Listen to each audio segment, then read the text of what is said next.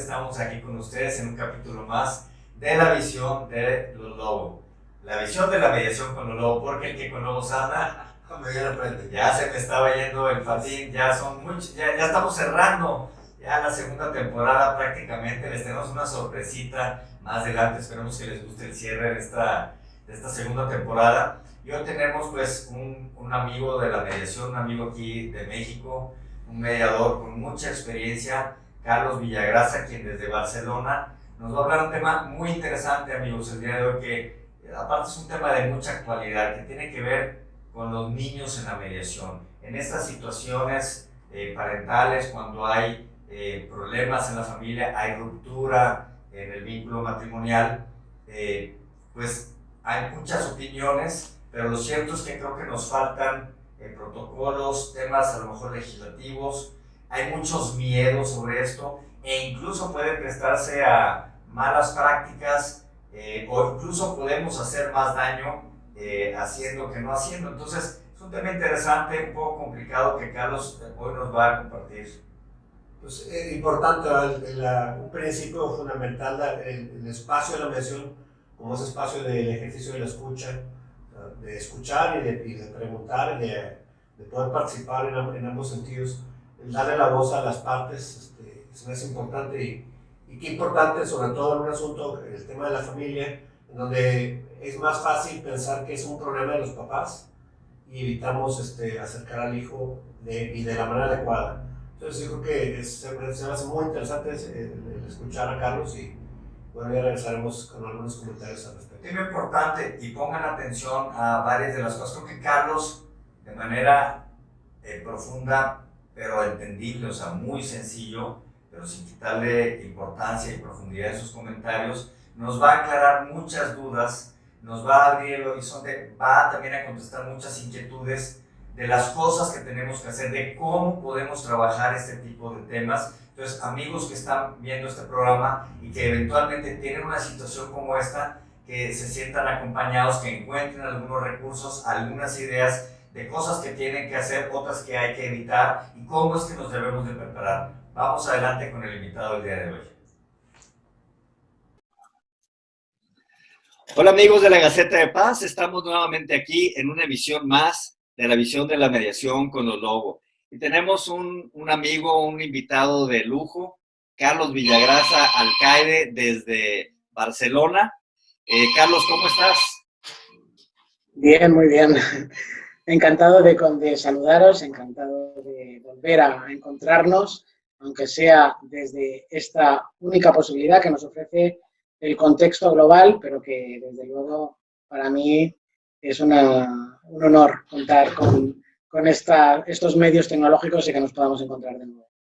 Pues sí, ante esta situación que todos estamos viviendo ahora, antes nos la pasábamos de congreso en congreso, de hotel en hotel, de avión en avión, y ahora estamos de Zoom en Zoom, ¿verdad? Entonces, pues Carlos es un gran amigo, no solo de la mediación, pero de México. Has tenido la oportunidad de estar varias veces en distintas ocasiones, en varios estados, con distintas organizaciones, pues de abogados, de universidades, de tribunales, de, bueno, un montón de eventos. Les voy a presentar rápidamente, amigos, algunas pues, de la muy destacada y ya brillante. Aparte, Carlos y yo somos más o menos contemporáneos, somos más o menos del mismo año. Así que, pues, él ya tiene algunos años rodando en este mundo. Él es abogado, pero también es mediador y ha combinado esta actividad con la docencia. Tiene una amplia actividad académica, principalmente con la Universidad de Barcelona, donde dirige precisamente el máster de Derecho Familiar e Infancia, que es el tema que vamos a tratar precisamente el día de hoy. Es la participación de los menores en asuntos de mediación familiar. Y bueno, aparte también Carlos es magistrado de la Audiencia Provincial de Barcelona. Entonces, interesante estas distintas visiones que la vida te ha ido dando, desde la preparación original de la abogacía como tal, el tema de la docencia y de compartir el conocimiento, pero también desde la visión del Estado, del acto de autoridad, de la justicia. Y ¿cómo cuéntanos un poquito cómo llega el tema de la mediación. Es decir, pareciera ser que te estabas preparando y tu vida te estaba llevando en una dirección, vamos a decir, como dentro del universo clásico de un abogado, ¿no? De el litigio o esta parte de la investigación o lo académico o la parte de la magistratura. Y de repente te tropiezas con este tema de la mediación. Cuéntanos un poquito cómo llega a tu vida el tema de la mediación y qué fue lo que pasó. Por supuesto. Bueno, cuestión previa, tengo que comentar que en América, prácticamente en muchísimos países, el título que nosotros llamamos de licenciado en Derecho, allí se llama título de abogado, ¿no? En varios países. Sin embargo, en España, cuando se habla de abogado, abogada, la abogacía es una profesión jurídica para aquellos que se dedican precisamente a defender, ¿no?, los intereses y los derechos de sus clientes mediante procesos judiciales y también en otro ámbito. Yo no soy abogado, a pesar de haber estudiado Derecho, porque no he ejercido nunca la abogacía, sino que me dediqué efectivamente a la academia, a la universidad, pero también he tenido esa posibilidad, esa oportunidad durante más de 20 años de colaborar en el Poder Judicial como magistrado sobre la Audiencia Provincial de Barcelona.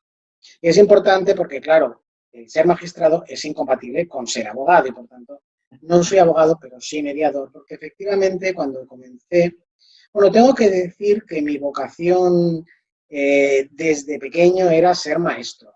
Yo vengo de una familia humilde, de un barrio pobre de Barcelona, y que para mí la figura del maestro era mi referente, ¿no?, como persona adulta con conocimientos y aquella admiración de querer ser como el maestro y poder explicar además aquello que vas aprendiendo en la vida, ¿no?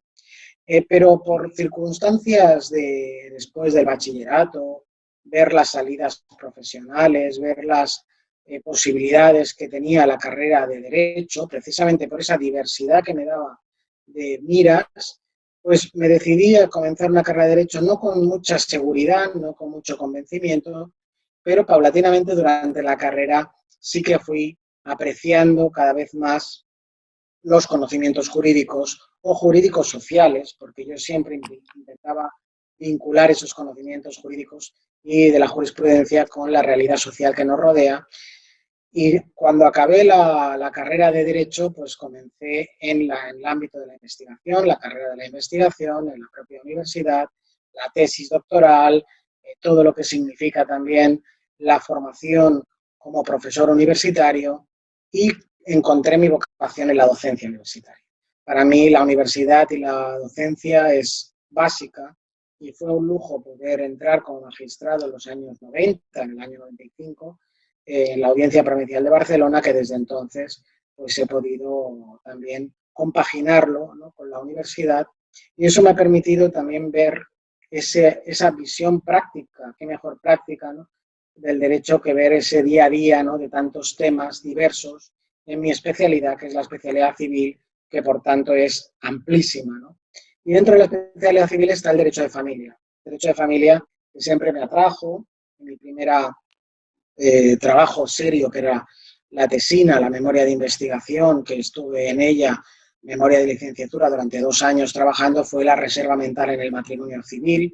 Y a partir de aquí, pues pude también, desde el año 1997, comenzar la andadura del que sería el máster en Derecho de Familia e Infancia, que ya lleva más de 23 ediciones y que realmente es un éxito tremendo, donde tenemos siempre alumnado de México, pero también de otros países de América, y casi a 50-50% con lista de espera, y que ya para el próximo año tenemos un buen grupo ya de personas candidatas, ¿no?, que realmente este año está siendo impresionante porque tenemos una calidad impresionante de alumnado, desde procuradores de derechos humanos de México, magistradas muy relevantes de Chile, personas muy destacadas de las universidades argentinas. O sea, realmente hay una calidad de alumnado que resulta muy satisfactorio, ¿no?, porque descubres que son las personas que realmente quieren conocer, quieren ver, quieren saber, y hay un buen feedback, ¿no? Desde que empecé en el ámbito judicial, me di cuenta que muchos de los temas que estaban en juicio, en los litigios, se podían haber resuelto antes de llegar allí y que lo que ya nuestros organismos internacionales, incluso europeos, han determinado también en este ámbito, el proceso judicial genera no solo costes económicos, sino muchos costes emocionales que por el tiempo, por la confrontación, por la propia normativa procesal, pues no podemos soslayar. Y por tanto, en nuestra función de aplicar la ley no queda otra, pero nos damos cuenta de que fuera del proceso judicial, en la mayoría de normas que son dispositivas, incluso en derecho de familia, se puede llegar a soluciones más imaginativas, pero sobre todo más ajustadas a la realidad personal de cada una de las personas. Y en esa primacía del principio de autonomía privada que yo siempre valoro en el ámbito civil, ¿no? Esa libertad personal dentro de lo que sería el marco, ¿no?, de los derechos humanos, pues hay un margen tan amplio que me decidí ya a finales de los años 90, o mediados, no, a finales de los años 90, a introducirme en el mundo de la mediación. Empecé con Ana Bay, que por entonces ella era conmigo tutora de la UNED, de la Universidad Nacional de Educación a Distancia. Precisamente sigo yo ahí, ella no, y hace tiempo ya que dejó de intervenir en la UNED. Y bueno, pues desde la UNED teníamos la oportunidad de dar nuestras tutorías, de dar nuestras clases, pero empezamos a trabajar en los temas de mediación. Ver cómo surgía, sobre todo del ámbito anglosajón, en Estados Unidos, en Canadá, pero también en Argentina, unas iniciativas muy interesantes que podían ayudar a las personas, y publicamos los primeros artículos sobre mediación en la revista La Ley y tuvieron mucha difusión, y eso hizo que en el año 2001 se aprobara la primera ley de mediación en Cataluña, en el Parlamento de Cataluña, y a partir de aquí empezaron a aprobarse otras leyes, y ya desde el primer momento tuve la oportunidad de formar a muchos colectivos de abogados y abogadas en el Ilustre Colegio de la Abogacía de Barcelona en temas de mediación, en temas sectoriales, en temas puntuales, e incluso dirigir durante varios años el máster de mediación del Ilustre Colegio de la Abogacía de Barcelona. Después han seguido otras iniciativas, desde la Universidad del País Vasco, la Universidad Carlos III o la Universidad Internacional de Andalucía. He podido también impartir docencia práctica, y sobre todo me gustaban mucho unas clases que daba de comparar juicios con casos mediados, ¿no? De ver aquellos juicios que habíamos derivado a mediación y se habían resuelto, aquellos otros que no habían llegado a plantearse judicialmente porque habían encontrado una solución antes del juicio, y aquellos otros que había sido imposible mediar, para que vieran la diferencia entre unos y otros. Ahora estamos en un momento de eclosión, un momento fantástico para la mediación.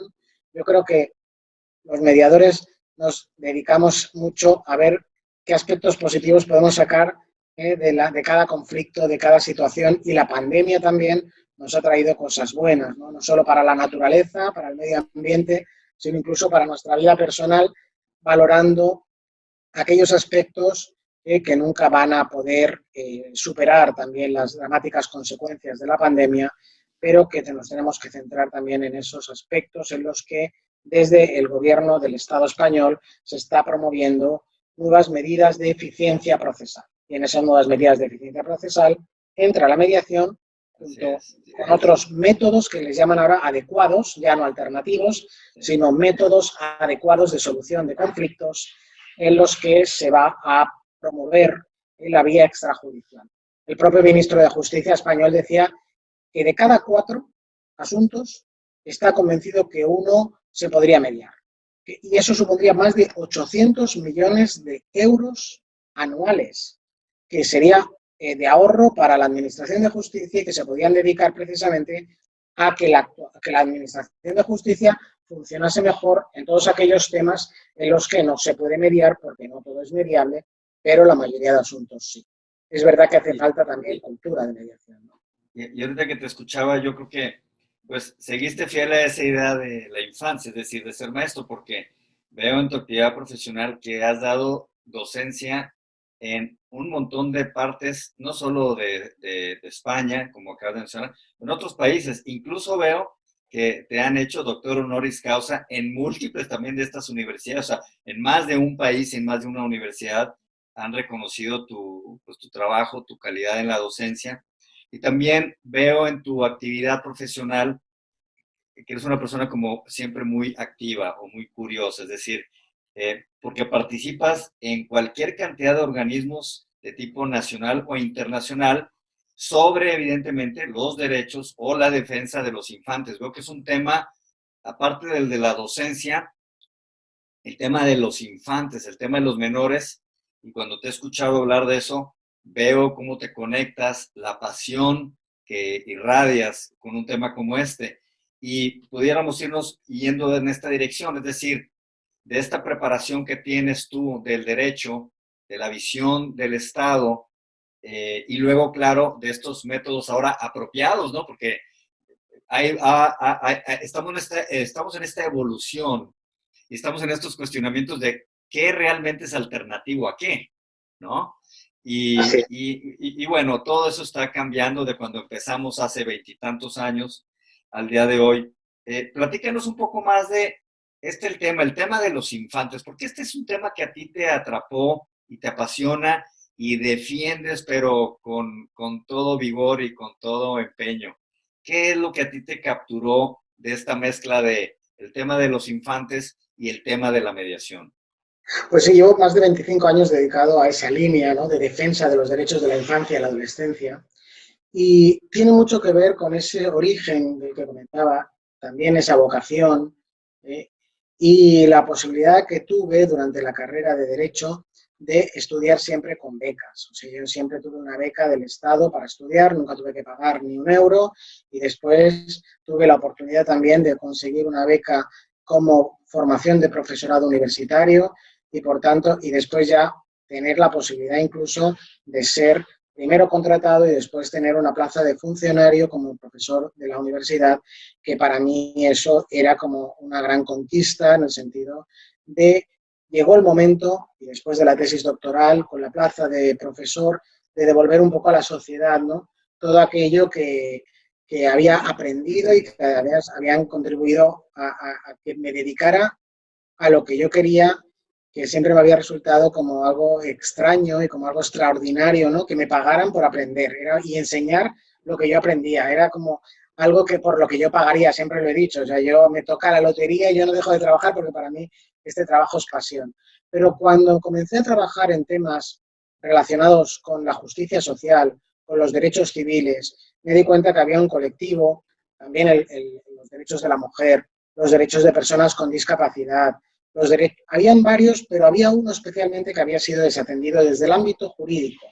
Se había atendido bien desde la antropología, la sociología, y encontramos en el trabajo social, en educación, grandes referentes, pero en el derecho no era tan trabajado, era el tema de los derechos de la niñez y la adolescencia, a pesar de que teníamos en la Convención, y tenemos la Convención sobre los Derechos del Niño de 1989, que todavía queda por desarrollarse y por realmente cumplir como debería ser, ¿no? Y ya en el año 94, organizando unas jornadas con la Fundación Internacional Olof Palme en Barcelona, donde promovimos que hubiera un adjunto al síndic de Greuges, que en Cataluña es el defensor del pueblo, dedicado solo a temas de infancia, y una gran personalidad como fue Antón Cañellas, eligió a Jordi Cots como defensor, como adjunto a la Defensoría en temas de infancia, a partir de esas jornadas, y eso me hizo ver cómo se podía trabajar mucho en esa protección jurídica que fuera más allá de los niños, niñas en situación de necesidad, sino hablando de niños, niñas, ciudadanos de pleno derecho. Y de ahí me fue la línea a la mediación. La mediación escolar, la mediación en niñez, para mí es uno de los temas puntuales, porque como confío que es un cambio de mentalidad, es una filosofía de vida, es otra forma de ver el mundo, en la niñez se puede encontrar realmente el mejor alumno en mediación, que después va a ser una persona con valores, con también principios democráticos y con sensibilidad a la hora de gestionar y autogestionar sus propias soluciones. Y realmente eso para mí es una línea fantástica de trabajo, el último precongreso mundial, porque también desde la asociación que presido, la Asociación para la Defensa de los Derechos de la Infancia y la Adolescencia, ADIA, hemos tenido la oportunidad de coordinar congresos mundiales, uno en México, el sexto fue en México, en Puebla, pero ya vamos camino del noveno y que va a ser en Córdoba, Argentina, pero hemos pasado por muchos países y se hacen precongresos, hemos hecho un precongreso desde Barcelona con Guanajuato, desde Sitges con Guanajuato exactamente en octubre, que se dedicó a justicia restaurativa y mediación en la infancia. Y hemos visto que es una línea también prioritaria a la hora de trabajar en el noveno Congreso Mundial, porque nos lo han pedido los propios niños, niñas y adolescentes que trabajemos en esos temas, porque si ellos tienen derechos como titulares, también tienen la posibilidad de gestionarlos, ejercerlos, con respeto a los derechos de los demás, y la palabra respeto la entienden perfectamente. Saben que quieren para sí lo mismo que deben mostrar para los demás, y el camino de la mediación nos ofrece una gran vía, ¿no?, de realización de sus derechos sana y sobre todo efectiva y positiva. Entonces, esa es un poco la línea que me ha permitido coordinar muchas iniciativas en el ámbito de la infancia y la adolescencia. Realmente he tenido mucha suerte porque en mis viajes, me gusta mucho viajar, para mí es lo básico de la parte académica, ¿no?, el poder contar con otros profesores, con otros mediadores y ver cómo podemos compartir.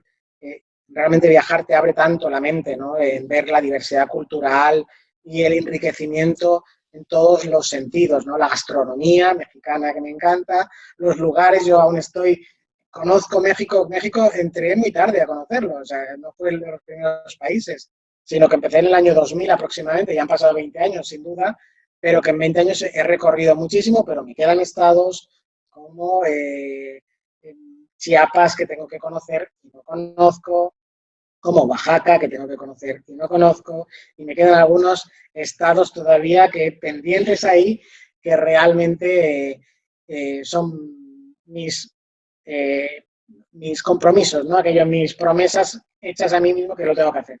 De hecho, cuando obtuve la plaza de profesor titular en la universidad, me estuve casi un mes en Cancún de vacaciones, pude ver toda la Riviera Maya y eso me permitió, yo creo que mi primer viaje, si no el segundo, a México, y a partir de ahí pues ya ha sido constante la relación que he tenido con el Poder Judicial, con centros e instituciones de mediación y por supuesto también con los hermanos Lobo, con Rafael y con Juan Manuel, que son reconocidos por su trayectoria. También Gloria Nobel es amiga común de nosotros y que ella también ahora está casada con un mexicano y está muy feliz y realmente compartimos grandes retos. De hecho, ella era la directora del Observatorio de Mediación de la Universidad de Barcelona y yo era el secretario, y cuando ella se jubiló de la universidad, se prejubiló, todo hay que decirlo, porque es una mujer joven, pero ella decidió adaptarse a unos planes que habían de prejubilación, irse a Ecuador en un proyecto muy importante de mediación, pues yo le sucedí en la dirección del Observatorio de Mediación de la Universidad de Barcelona, pero siguiendo con ella como jefa de proyectos, como coordinadora de muchísimos temas académicos y de acción, porque la mediación te permite esa investigación-acción que va a más, ¿no? Es decir, ves que todo aquello que vas construyendo después tienes aplicación, ¿no?, como ocurre con el derecho de familia,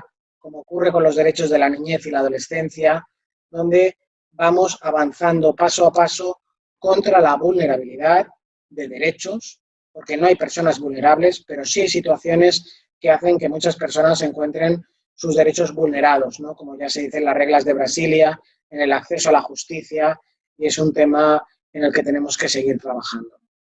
Aquí estuvo precisamente Gloria con nosotros hace unos días en el programa, también la entrevistamos, el tema, entre otros, que ella maneja como el de la cuestión de la mediación organizacional o dentro de las organizaciones, y bueno, pues nos compartió un poquito de la mucha experiencia que tiene. Y aquí, bueno, pues como bien lo dijiste, tienes muchos amigos, muchos alumnos aquí en México y en otros países que también nos siguen a través de estas transmisiones. Y de las personas que ahorita a lo mejor nos están viendo y dicen, Oye, se me hace súper interesante lo que dice Carlos. Yo también soy mediador y me preocupa o me apasiona y me interesa el tema de los niños o los infantes y cómo participan en la mediación familiar. Háblanos un poquito como de cuáles son como las características o ciertas condiciones que son importantes conocer para alguien que le puede interesar empezar a explorar estas posibilidades de cómo, cuándo, dónde, para qué vamos a trabajar con menores en un asunto de mediación familiar. Qué interesante esa pregunta. Realmente es una gran pregunta, porque cuando comenzamos a estudiar la mediación, yo lo que más me satisface de los másters y demás donde intervengo, que muchas personas me dicen, no solo he aprendido una profesión, sino que me ha servido para mí, para conocerme mejor. Y, por ejemplo, cuando hablamos de la imparcialidad del mediador, decimos, no hay seres imparciales, sino tenemos que aprender de nuestras parcialidades para compensarlas y que seamos profesionales en aquello que hacemos. Porque realmente la mediación nos permite también conocernos mejor y ver que esa capacidad asertiva que tenemos puede llevarnos a mejores puertos de bienestar que no situaciones de violencia de cualquier grado. Pues bien, con la mediación con niños, niñas y adolescentes, como ocurre también en el ámbito judicial, cuando se tiene que escuchar a niños, niñas y adolescentes en un proceso, hay que comenzar a replantearse los propios prejuicios que se tienen frente a la infancia. Muchas veces se habla del adultismo o del adultocentrismo para ver que la actuación o el respeto que deberíamos tener a los derechos y a los propios niños, niñas y adolescentes, y esto es bastante común en todos los países, pues deja mucho que desear. Es decir, y ellos lo notan, ellos ven ese cisma que hay entre ese abismo entre el adulto y ellos porque no se habla el mismo lenguaje, no les hablan como personas por igual, sino que hay una desconsideración a su opinión, a su voluntad y a sus conflictos, que son tan importantes como los nuestros en su contexto, que es en el que se están ellos desarrollando. Y por tanto, eso significa una reconstrucción de esquemas por parte nuestra y de ver cómo tenemos que adaptarnos a la hora de trabajar con niños, niñas y adolescentes. Aquí hay muchas pautas pedagógicas que tenemos que tener muy presentes, adaptadas a la mediación, como ocurre en el ámbito judicial, que también se ha ido adaptando en protocolos a la hora de atender a los niños, que no se puede hacer, aquí se utiliza la toga, por ejemplo, la sala de juicios, y ese no es el lugar en el que se puede hablar con un niño, porque no lo va a hacer con naturalidad, y hay que hacerlo con profesionales que nos ayuden a que expresen realmente su voluntad. Hay que hacerlo en condiciones para que los niños vean que lo que están diciendo es serio para nosotros, les vamos a dar una devolución también de nuestra opinión y se sienten considerados. Pues bien, eso ocurre en la mediación. La Convención sobre los Derechos del Niño está diciendo que no solo son titulares, sino que debe ser oídos desde que tengan suficiente madurez, que incluso se establece legalmente desde los 12 años en aquellos temas que les interesen, que son muchos, pero a la hora de la verdad ellos se sienten muy poco escuchados. Y uno de los temas que más trabajamos en mediación es la escucha activa. Es la escucha activa que tenemos que saber utilizarla en el ámbito de la infancia y el adolescente. Trabajar con ellos también significa darle su espacio y adaptarnos a la comunicación, al diálogo, a su contexto de una manera sistémica, de una manera holística, para que se den cuenta de la importancia que tienen como ser humano en la decisión de sus problemas y también en la autorresponsabilidad. Yo creo que la mediación es la vía mayor que hay para crecer y madurar y por tanto hay que darles ese espacio, desde luego, en consonancia con sus derechos. Pareciera ser que a veces estos temas de si participan o no participan o cómo participan, queda todavía, parece que mucho a la discrecionalidad de quien está en el momento. Y tú ahorita, por ejemplo, mencionaste pues, que hay algunas convenciones o tratados internacionales. Eh, Sería interesante, luego pareciera ser que a veces se utilizan estas mismas convenciones para prohibir, decir, no, no, no, no, ustedes nunca se metan en esto porque hacen una interpretación de algún tratado, de alguna convención, que esto va en contra de los niños. Y luego hay otras interpretaciones que dicen que no, todo lo contrario, que hay que darle estos derechos, que deben ser escuchados, tomados en cuenta, bla, bla, bla. Entonces, tú que ya tienes camino andado y que ya has estudiado, y sin que nos quita así demasiado tiempo, alguien que esté ahorita escuchando y dice, a ver, Carlos, dame como las perlas del tema, es decir, ¿cuáles son, si yo quiero sustentar esto, cuál es el sustento de estos tratados o convenciones que promueven, que dan estos derechos a los niños, a los infantes, a participar en procesos? A lo mejor no lo dice con la palabra mediación, pero sí habrá de decir que hay que tomarlos en cuenta, su estado emocional, el hablarles a su nivel, el explicarles lo que está ocurriendo con el papá y la mamá, etcétera. ¿De dónde viene el sustento a nivel internacional en esto? El mayor obstáculo que tienen los derechos de la niñez y la adolescencia somos los adultos. Adultos que consideramos que tenemos la verdad absoluta y que decidimos por ellos. Ese es el gran problema que existe. Ese adultismo, ese adultocentrismo que muchas veces viene del miedo que se tiene por parte del profesional a no saber gestionar ese tema y por tanto lo fácil es, estos son cosas de mayores, porque ese terreno lo tengo bien controlado y dejemos a los niños al margen.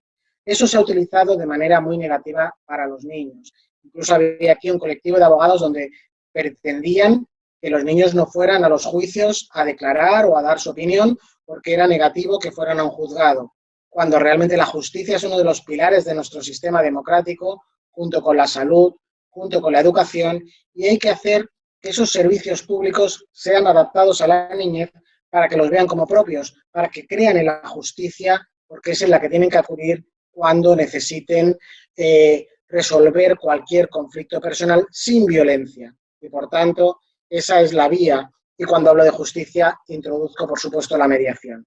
La propia Convención de los Derechos del Niño, además del principio del interés superior del niño, introduce el derecho de ser oído. Ese principio del que se ha derivado, sin decirlo la Convención, su derecho de participación activa en todos aquellos temas que son de su interés. Realmente la Convención de los Derechos del Niño no habla de participación, pero sí habla del derecho de ser oído, respetado en sus opiniones, en su voluntad. De la misma forma que en el año 2006 la Convención Internacional de Derechos de las Personas con Discapacidad también ha ido en esa línea, ¿no? De su participación personal, de que no sean excluidas, de que no actuemos con miedo ni con restricción en temas de capacidad. Hay mucha conexión ahí y, por tanto, cualquier persona que quiera dedicarse tiene que saber que la Convención protege y prevé la posibilidad de que los niños puedan y deban intervenir en todo aquello que es de su interés, porque es la mejor manera de que formen parte en su contexto, porque aunque hace un momento lo decía a mis estudiantes de la UNED de Derecho de Familia, la decisión de divorciarse, de separarse, es de la pareja, igual que lo fue de casarse. Pero cuando se decidieron que querían casarse, bastó el consentimiento de ambos. Ahora que quieren divorciarse, no, porque eso genera unos efectos que repercute en sus hijos y a veces en otros parientes que también están con ellos, personas que dependen de esa familia y que también tiene que hacerse en consonancia con la opinión de todos, porque la decisión de divorciarse es de la pareja, pero los efectos de esa disolución matrimonial repercuten en todos y todos deben consensuar qué es lo mejor para todos, porque si no, tenemos el riesgo de que los adultos decidamos, ahora por ejemplo con el tema de la pandemia, también nos lo hemos encontrado con adultos mayores, con personas que están en residencias y que los hijos deciden si los sacan o no los sacan de la residencia, pero no han contado con la persona que es la primera que debe dar su opinión si quiere salir y quiere volver a su casa o no quiere volver, o está bien allí, o la están tratando bien, y nos olvidamos. Parece que al principio de la vida y al final de la vida tenemos esa tendencia de cosificar, si se quiere, o de no dar a las personas el protagonismo que merecen en su propia vida, ¿no? Esa infantilización mal llamada, porque se trata de invisibilizar y de negar, en definitiva, su protagonismo. Entonces, ahorita, este es el qué, o sea, ya me convenciste. Ok, hay un sustento, hay toda esta serie de beneficios, de derechos, de convenciones. Pero el siguiente paso es, ¿Cómo lo hago? Porque, pues, yo, vamos a decir que soy un mediador promedio, tomé mis cursos de metodologías, de técnicas, competencias, destrezas, etcétera, pero a lo mejor no tengo hijos, o aunque tenga hijos no me puedo considerar por ese hecho que ya soy experto en materia de... Y entonces, ¿cómo hacerlo? Y las preguntas serían, un mediador, ¿en qué cosas, en qué temas se debe de preparar? ¿Cómo hacerlo? ¿Cuándo hacerlo? ¿En qué momento de la mediación? ¿Más al principio? ¿Más en medio? O sea, en todo este estudio y experiencia que has tenido, ¿dónde están otra vez como esos secretos de más que qué hay que hacer y por qué hay que hacerlo es cómo lograrlo? Porque si no tenemos el cómo, el qué se queda como una idea muy linda y muy romántica de algo que no ocurre. O peor, lo hacemos y lo hacemos sin preparación y podemos incluso a lo mejor hasta causar más daño que el bien que queramos procurar. Entonces, platícanos un poco de estas Es un experiencias. poco la clave de la frase de el mediador nace o se hace. Es un Claro, poquito complicada, ¿no? Porque realmente, como bien has dicho, ser padre no es garantía de nada, porque como siempre se dice, los hijos no vienen con un manual debajo del brazo, ¿no? Y por tanto, lo importante es conocer nuestras habilidades y fomentarlas. En los cursos de mediación, en los másters de mediación en los que participo, yo siempre soy muy en eso atrevido, ¿no? Y les digo que la mediación intercultural no existe, sino que tenemos a veces elementos de distintas culturas a los que nos tenemos que adaptar. Y siempre les digo a los mediadores en formación que ellos deben creerse que son camaleones. El gran mediador es el que se sabe adaptar a la situación que tiene porque se gana el respeto, la consideración y la autoridad referencial en ese tema porque se adapta al caso y a las personas. Y hemos tenido muchas veces ejemplos de mediaciones con comunidades chinas, árabes, que las tenemos muy cerca, etnia gitana, personas de distintas condiciones étnicas, económicas, culturales, y de todo tenemos que saber adaptarnos con la técnica adecuada. Precisamente la mediación nos permite lo que no nos permite el ámbito judicial. En el ámbito judicial tenemos una legislación aplicable de la que no nos podemos salir, legislación procesal que tenemos que seguir a rajatabla. Sin embargo, la mediación nos permite la flexibilidad de adaptarnos a esa situación. Y para eso nos tenemos que formar bien en técnicas, pero no basta con cursos, es necesaria la convicción, la asimilación de aquellas habilidades y competencias que tenemos que saber desplegar de manera oportuna en cada caso. Yo creo que esa es la clave de la calidad que debe mostrar la mediación, porque no se trata igual un caso que otro. Siempre tendremos que ajustarnos a cada situación de la manera más adecuada posible. Y en el caso de la niñez, tenemos que olvidarnos de infantilismos y también de adultocentrismos. Tenemos que comenzar a gestionarlo de manera adecuada.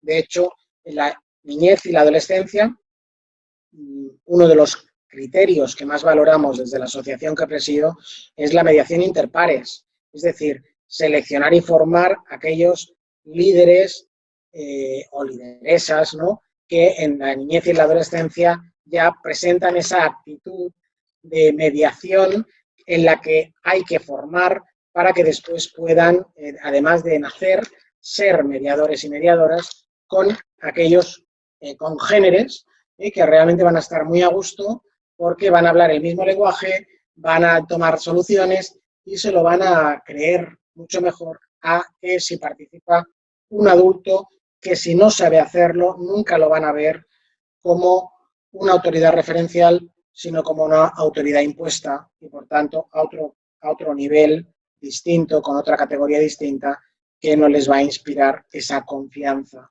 tan importante a la hora de gestionar la mediación.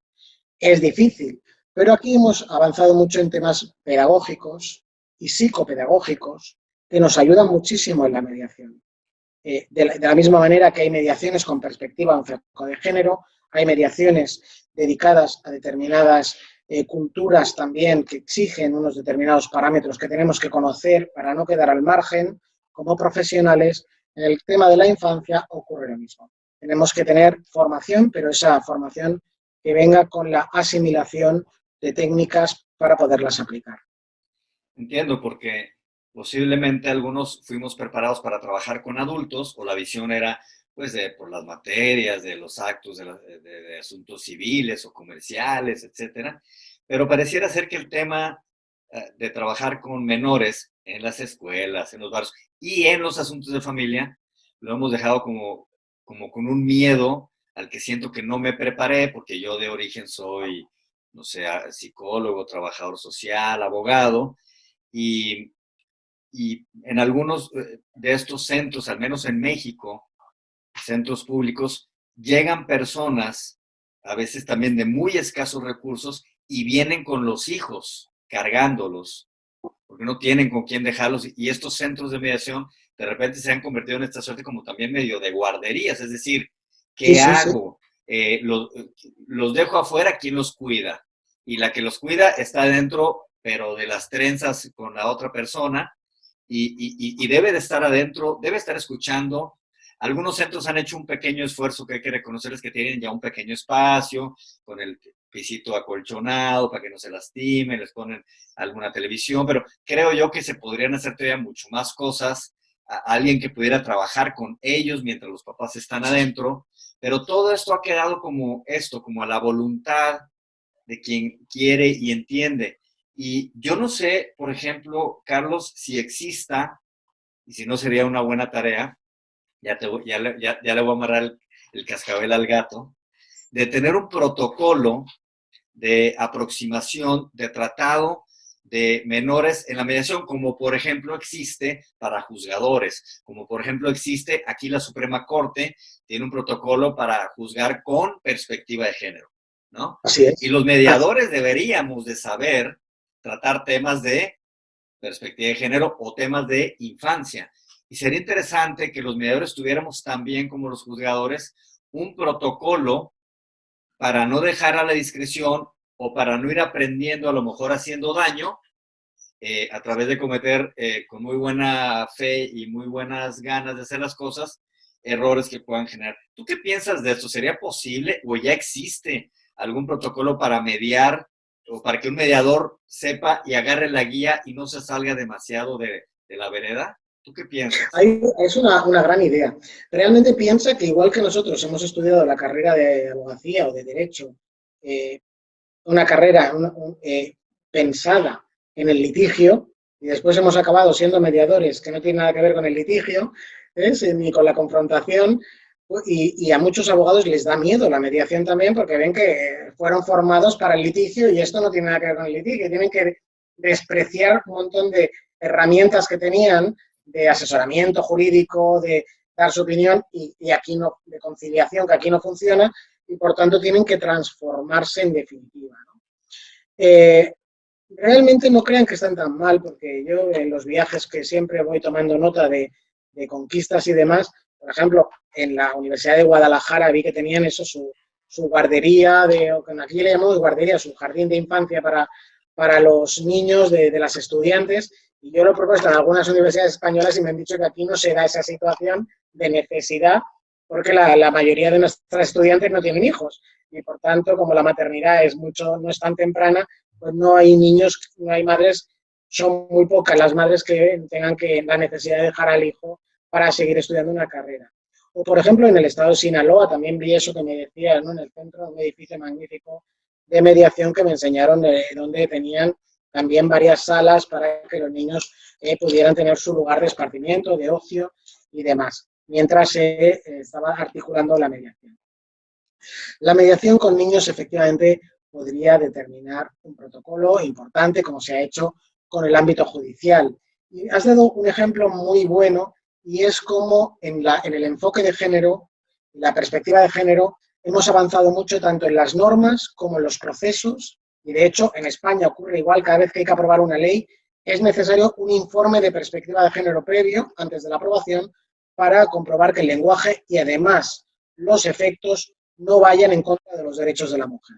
Yo hace muchísimos años que defiendo también un informe previo de perspectiva de niñez, porque considero que también las leyes deberían tener esa visión vista y atendiendo a que los niños son siempre destinatarios de la legislación, de cualquier ley, leyes de medio ambiente, leyes familiares, y ver que esa ley tiene también esa perspectiva de infancia. Esa perspectiva de infancia todavía no ha llegado a ese grado en el que yo creo que también hay una gran comparación que podemos hacer entre el feminismo, que ha contribuido muchísimo al desarrollo de los derechos de la mujer, y la falta de un movimiento tan consolidado en favor de la niñez, como decía, desde el ámbito jurídico, teórico, técnico, para que realmente sus derechos se vean respetados, que no lo están, por la sociedad adulta, que sigue parámetros adultos y que no aprecia y no considera esos enfoques que son tan necesarios. Yo creo que es una sensibilidad del último tiempo en la que tenemos que seguir avanzando, como lo es la mediación, que también es una sensibilidad del último tiempo de decir no todo en la justicia es juicio, sino todo lo contrario. El juicio debería quedar como alternativo y subsidiario para aquello que no hemos podido arreglar de otra manera mucho más satisfactoria. Entonces yo creo que esa es una tarea que está a la vuelta de la esquina, el tema de la construcción de algún tipo de documento, guía para los que facilitan procesos de mediación, de justicia restaurativa, porque pues efectivamente, como lo mencionas, el mediador se entra por una puerta muy general o muy básica y genérica y eventualmente van tomando algún tipo de especialización, y en esa especialización quienes trabajen o quieran trabajar con menores, será importante que conozcan de estas convenciones, de estos tratados, también de cómo tratar y cómo hablar, cómo me voy a poner yo al nivel de quien está, o sea, esta capacidad camaleónica que mencionas, donde tengo que aprender a mimetizarme, a camuflajearme con lo que tengo enfrente. Si ahorita dijéramos que tenemos que hacer, que me dieras el ABC, no el protocolo, pero el ABC de, tengo una situación ahorita de una pareja y tiene la situación de que se dieron cuenta que los hijos los dejaron olvidados en un momento dado y como que les da remordimiento y dicen, oye, quisiéramos escucharlos, quisiéramos tomarlos en cuenta. ¿Qué temas son los temas que sí debes de trabajar? ¿Qué temas no se deben de trabajar? O sea, ¿cuáles son algunos tips o algunas ideas de las lecciones, pues de las batallas aprendidas durante estos años en el manejo de niños o infantes en mediación familiar? ¿Qué cosas hay que poner mucha atención? Por ejemplo, alguien diría, oye, ¿cómo le van a preguntar con quién quieres vivir?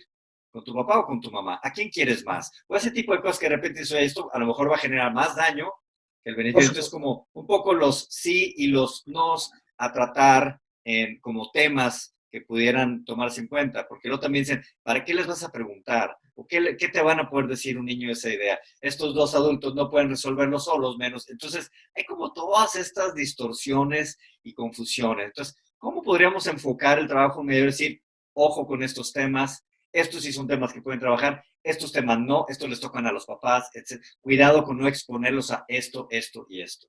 ¿Qué nos podrías dar ahí como tips a aprender? Realmente la mediación es, además de técnicas y procedimiento, una especialización que tiene mucho que ver con aquellas habilidades que se presentan por parte de la persona mediadora. Y la persona mediadora aquí tiene que ser muy preparada a la hora de poderlo trabajar. Por ejemplo, toda la escuela transformativa nos da buenas pautas a la hora de trabajar la mediación con niños, niñas y adolescentes, porque realmente no todo vale, sino que hay que ajustarse a la relación personal y familiar que nos encontramos. A mí, por ejemplo, me gusta mucho cómo hemos evolucionado y cómo vamos avanzando en esa sensibilidad.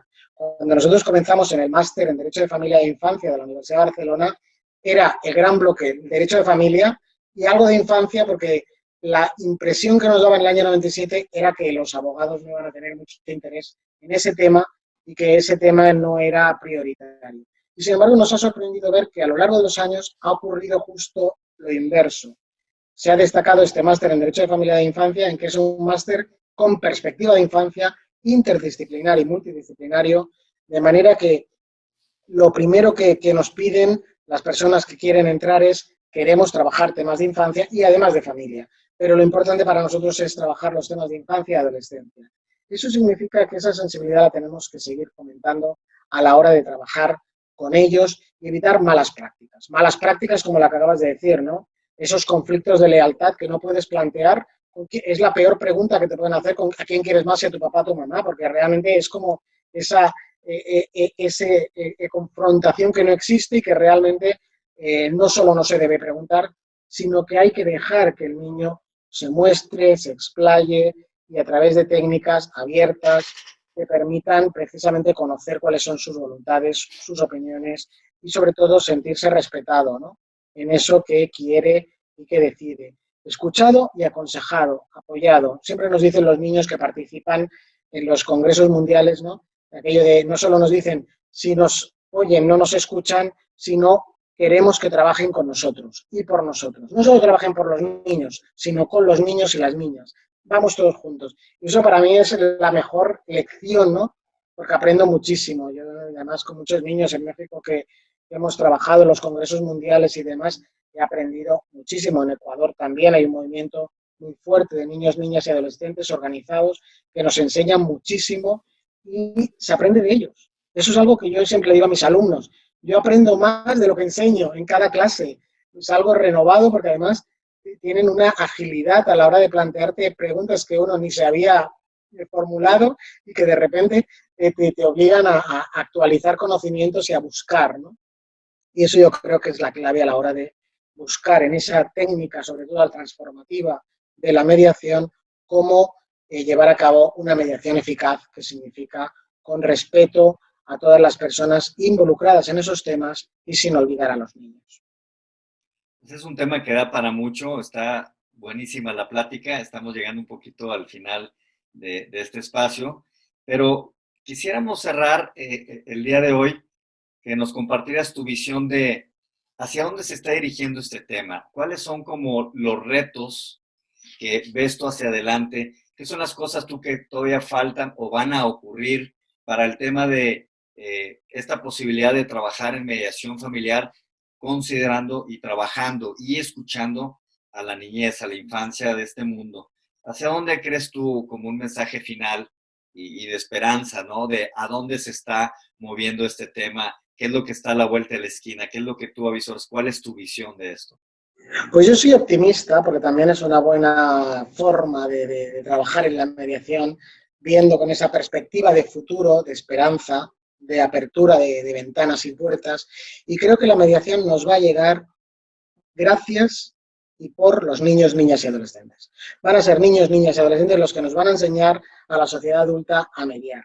Yo siempre pongo como ejemplo el caso de una alumna mía en un máster de mediación, una abogada de familia, que se apuntó porque se lo había dicho su hijo, o mejor dicho, porque su hijo se había hecho mediador, y al ver que su hijo se había hecho mediador y cómo cambiaba su relación con su hijo, pensó que la mediación podía ser útil también para su profesión. Y cuando acababa el máster me decía, no me equivoqué, realmente fue gracias a mi hijo, viéndole como mediador que había cambiado tanto en la adolescencia, que me decidí a hacer este curso y ya no solo me voy con una nueva profesión, sino que me voy cambiando muchos esquemas que tenía confundidos. Uno de ellos era oír muy poco a sus clientes. Me dice, desde que estoy en este máster me dedico a escuchar mucho más a mis clientes porque sé que hay muchos temas que se tienen que resolver y que la mejor forma es conocerles mejor, ¿no?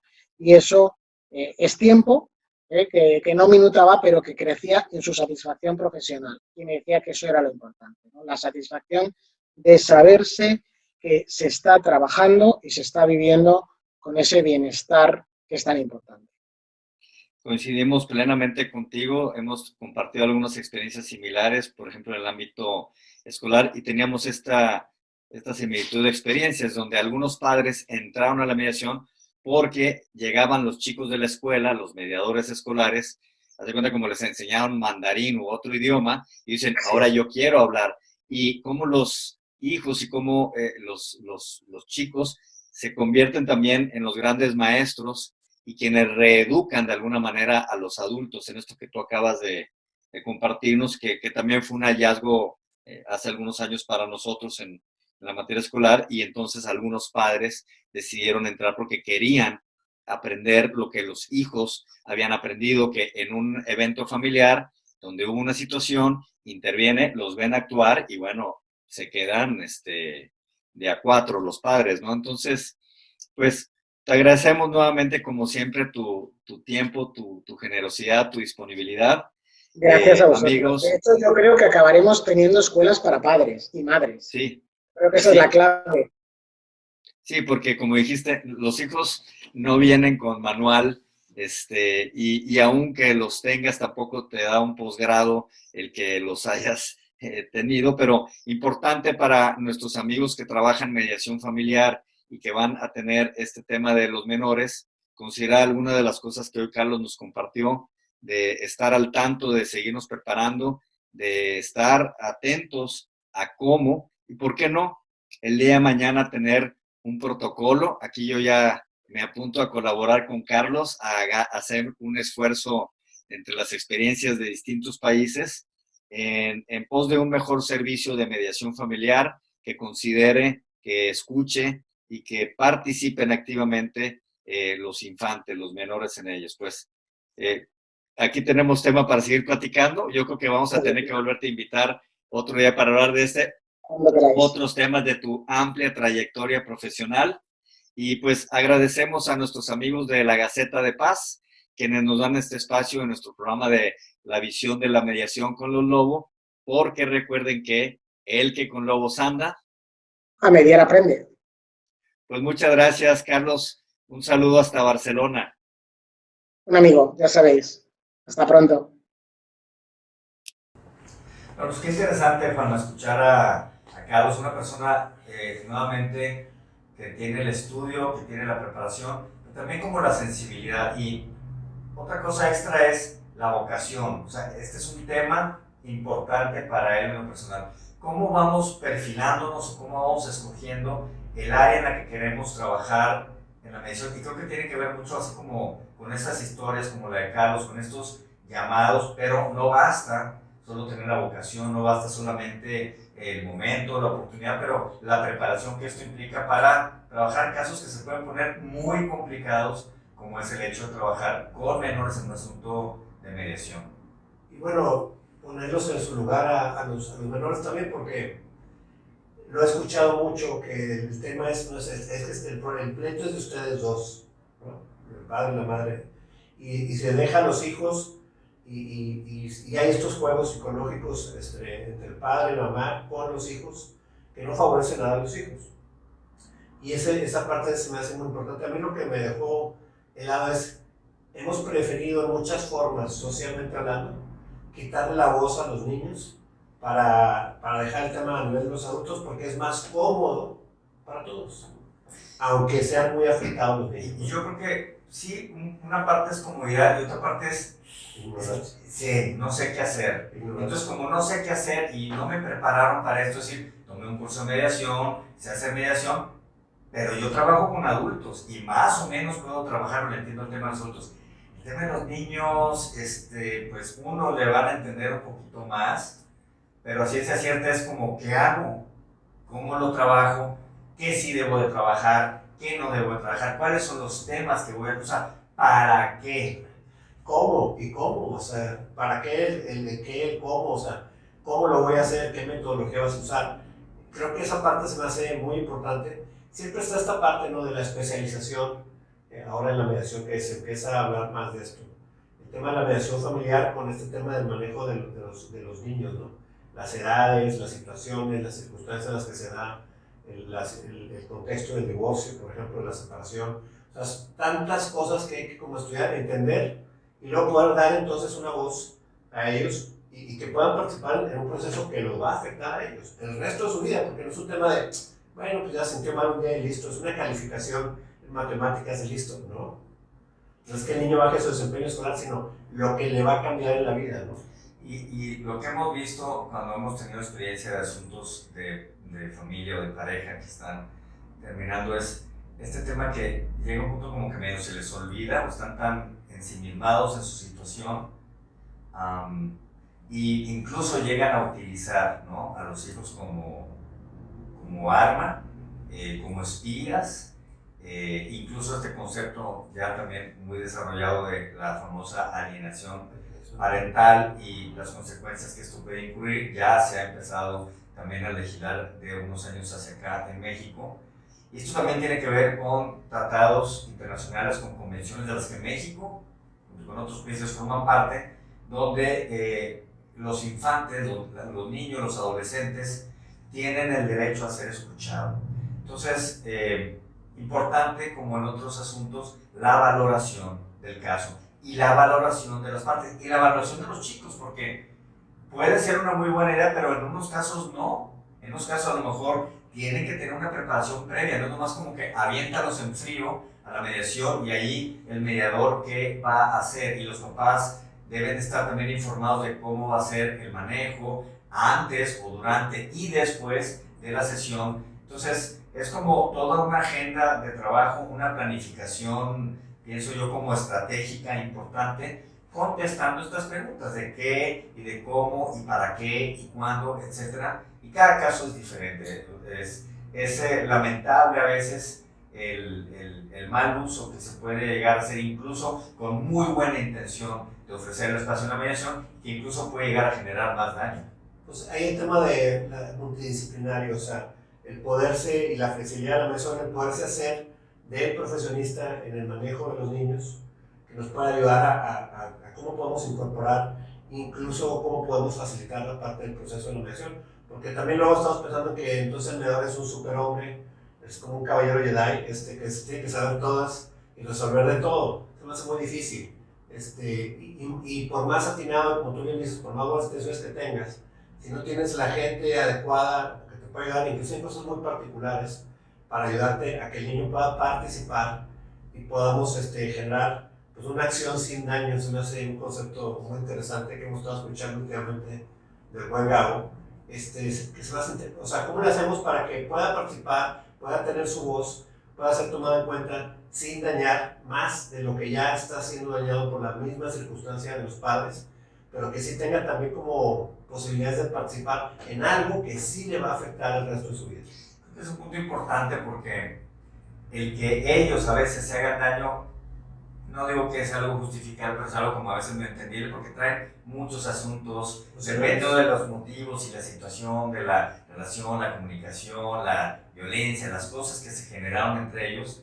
Pero normalmente cuando llega el tema de los hijos y se dan cuenta de este daño, en muchos casos sí como que cobran conciencia, el acto de mediación les puede llevar a darse cuenta, a ver, parémosle, porque esto que está aquí no nos hemos dado cuenta de esto que está impactando, esto que está permeando, y normalmente ningún padre en su sano juicio dice quiero generarle un daño a mis hijos, es todo lo contrario, y entonces los hijos incluso pueden ser como este anillo de este vínculo que los pueda regresar al cobrar esta conciencia. Y creo yo que sí, bien trabajado el tema de la mediación y de los hijos en la mediación, puede ayudar a que los padres regresen, aterricen, concienticen y entonces puedan hacer algunos cambios en las conductas, en la parte de los acuerdos, porque se están empezando a dar cuenta, a lo mejor en algunos casos por primera vez, del verdadero impacto o del daño que incluso sin querer, evidentemente, le pueden estar originando incluso a sus propios hijos. Sí, se me hace fundamental. Yo creo que lo que comentamos, o sea, esa parte de una visión más amplia, muchos de los mediadores son abogados, pues desde otras ciencias que estudian esto, la conducta, el tema de la psicología. Entonces, uno, capacitarse para poder estar atentos a las necesidades de las partes y en este caso de sus hijos, que pareciera que no son parte, pero son parte del tema también, aunque no del conflicto per se, pero sí de las consecuencias que esto va a generar. Y esta se me hace una responsabilidad importante para nosotros como mediadores. Si no estamos preparados, tener a alguien a la mano, algún experto, algunos especialistas sobre esta materia que nos puedan ayudar a trabajar con los hijos y que podamos garantizar el tránsito de ser escuchados sin generarles un daño.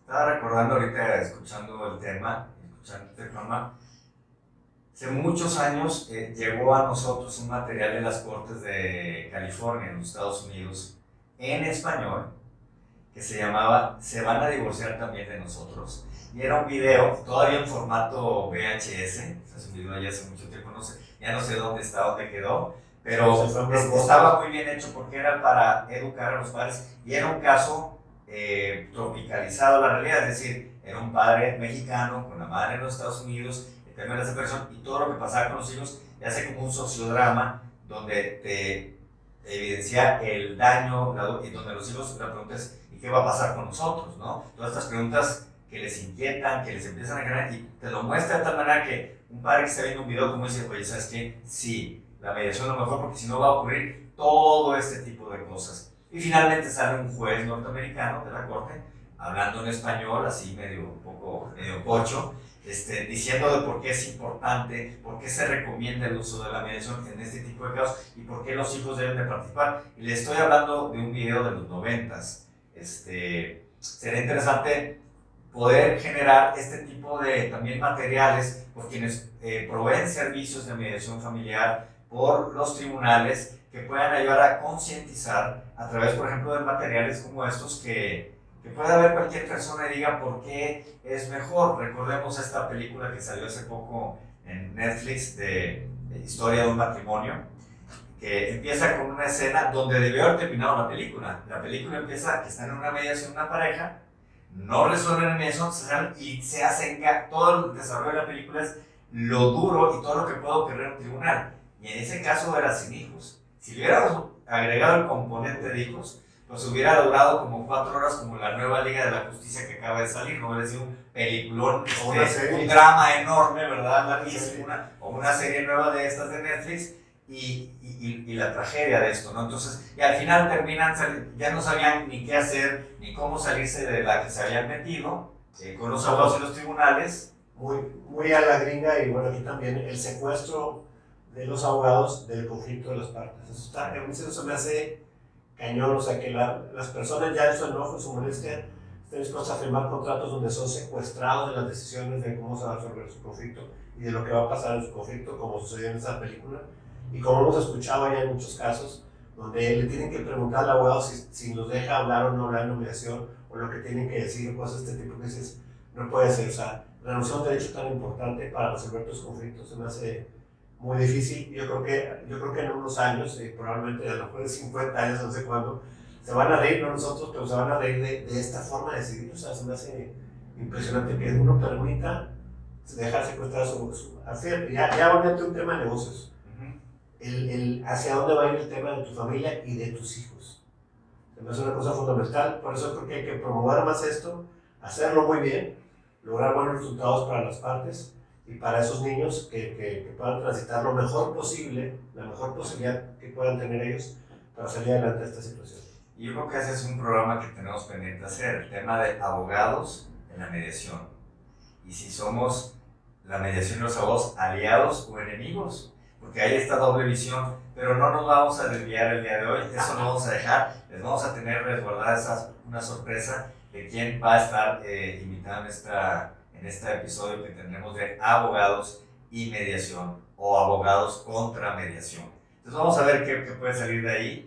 Creo que salen distintas líneas, pero regresando al foco es la importancia de considerar, de respetar los derechos de los niños, de los infantes, de los adolescentes a ser escuchados. Y creo yo que cada vez más se está abriendo la conciencia de esta posibilidad, pero no basta con tener la intención, tenemos que prepararnos, tenemos que saber qué tenemos que trabajar antes, durante y después y el seguimiento para que verdaderamente se respeten estos derechos y que evitemos que esto le siga generando más daño a las partes, incluyendo a los hijos. Le agradecemos mucho a Carlos, que es un experto, también su disponibilidad, su generosidad de haber compartido tantos años de experiencia, no solo en España, porque Carlos es un referente a nivel internacional en estos temas, amigo de México, porque ha venido múltiples ocasiones, tiene muchos reconocimientos también aquí, académicos,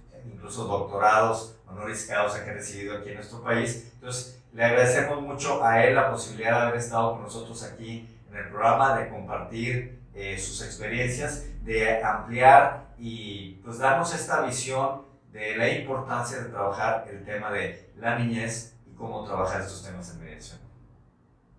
Pues muy bien, amigos. Dejamos aquí el tema, un capítulo más para la Gaceta de Paz de la visión de la mediación con los lobos, porque el que con lobos anda a mediar aprende.